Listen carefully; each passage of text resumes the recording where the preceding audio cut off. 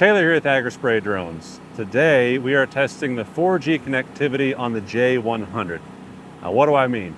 Well, traditionally through about every spray drone, the connection between the remote and the drone happens from the antennas. Antennas here, go to the antennas on the drone, and there's basically, it's a Wi-Fi signal. That way you can transmit a high amount of data. So all of your imagery, all of your data from your spraying, your telemetry, all of that transfers from the remote to the drone through these antennas here. And you have to have essentially line of sight. If this remote cannot see that drone, if something blocking it in between, like the ground or a truck or trees, you might lose connection and not have any control over your drone. Now, DJI gets around this with something like a super link, which they use their relay station, basically triangulating the same signal.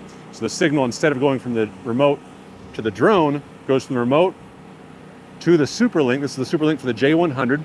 You'd have this mounted up on a tall pole, 30 feet or so, and then this transmits the signal to the drone itself.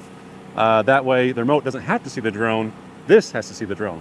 But what if this can't see the drone? Well, you're kind of up the creek at that point, because not much you can do really, other than put this thing on a big drone and fly it up in the air. Well, EAVision has made 4G connection possible from the remote to the drone, and even from a phone to the drone. So right now we are sitting at about 4,000 feet away. This field's about a mile long. We still have strong signal. Go ahead and fold that back up just so we can see our video feed here. So there you see it's starting to get a little bit weak because we're behind the truck.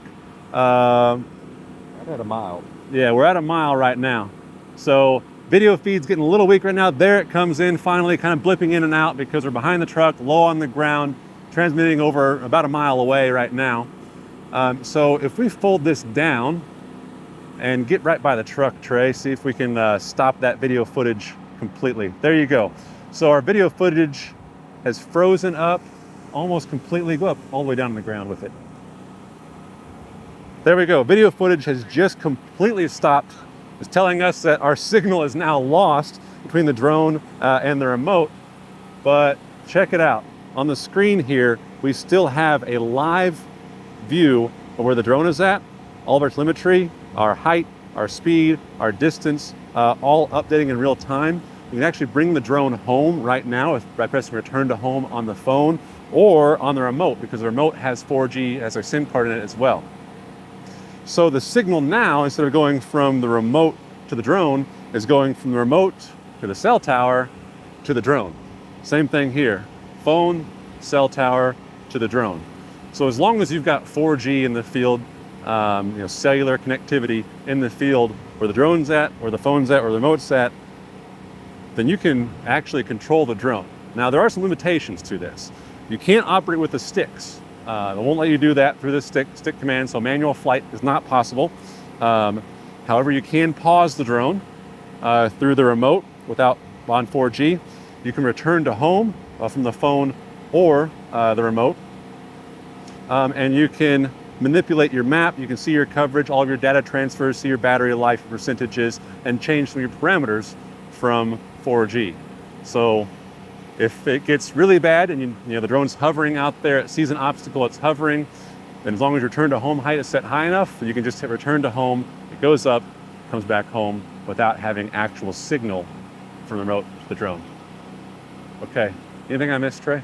I was gonna say our video's back Yeah. right there, about 2,500 feet as well. Yep, there you go. So our video feed just came back on, we got connection. We're about half a mile away right now with our antennas actually folded down and behind the truck tire. So still have really good connection, but 4G improves that quite a bit. If you guys have questions on this, this is a very, very new thing with the J100. The module on the actual computer, the CPU, had to be changed out. And we had to get the correct version of the firmware on there. There's still a few things being added to this mode as well. But it is functioning, it does work, and we will bring you guys tutorials on how to do this on your J100 in the very near future. Thanks, see ya.